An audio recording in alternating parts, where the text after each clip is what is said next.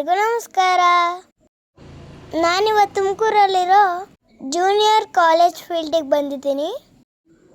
ಇಲ್ಲಿ IPL match big ಸ್ಕ್ರೀನಲ್ಲಿ ತೋರಿಸ್ತಾ ಇದ್ದಾರೆ. ಫಸ್ಟು ಎಂಟ್ರೆನ್ಸಲ್ಲಿ ಲಕ್ಕಿ ಡ್ರಾ ಕೂಪನ್ ಕೊಡ್ತಾರೆ.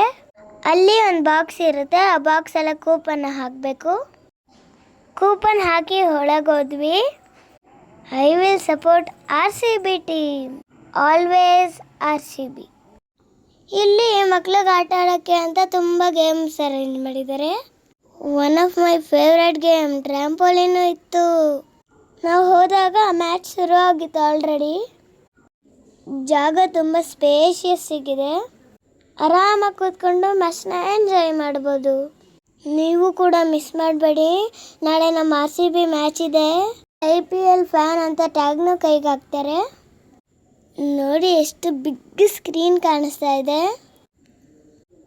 ತುಂಬ ಚೆನ್ನಾಗಿದೆ ಅಲ್ವಾ?